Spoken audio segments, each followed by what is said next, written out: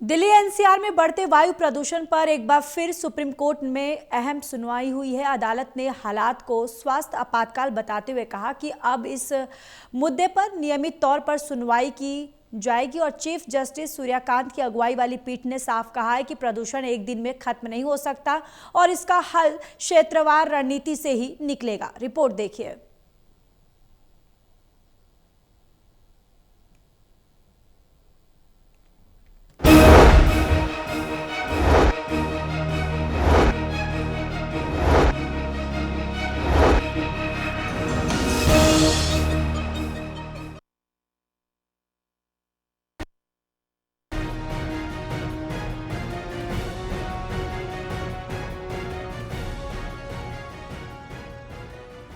Supreme court ने गुरुवार को दिल्ली एनसीआर के खराब एयर क्वालिटी को बेहद गंभीर बताते हुए इसे हेल्थ इमरजेंसी कहा। अदालत ने टिप्पणी की कि वायु प्रदूषण कई वजहों से बढ़ता है, इसलिए हर इलाके की जरूरतों के हिसाब से समझकर समाधान तैयार करना होगा। सीजे सूर्यकांत ने न्यायिक दखल की सीमाओं पर सवाल उठाते हुए कहा, क्या कोई ऐसा जादुई उपाय है जो इसे तुरंत ठीक कर दे। कोर्ट ने कहा कि प्रदूषण नियंत्रण विशेषज्ञों का विषय है और इसे सिर्फ दिवाली के समय उठाकर छोड़ देना व्यवहारिक नहीं। इसी के साथ सुप्रीम कोर्ट ने ये भी घोषणा की कि 3 दिसंबर सोमवार को इस मामले की नियमित सुनवाई होगी ताकि ऐसे आदेश दिए जा सके जो तुरंत लागू किए जा सके और प्रभाव दिखा सके।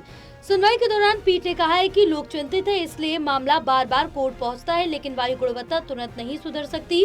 सीजेआई ने कहा है कि सबसे पहले प्रदूषण के वास्तविक कारणों की पहचान करनी होगी और इसका टिकाऊ समाधान विशेषज्ञ ही दे सकते हैं। उन्होंने सरकारों से ये भी स्पष्ट करने को कहा है कि इस संकट से निपटने के लिए कौन कौन से आयोग और कमेटियां बनाई गई है। कोर्ट ने याद दिलाया कि 19 नवंबर की पिछली सुनवाई में उसने सीईक्यूएम को निर्देश दिया था कि जहरीली हवा को देखते हुए नवंबर दिसंबर में स्कूलों में होने वाली आउटडोर गतिविधियों को स्थगित किया जाए।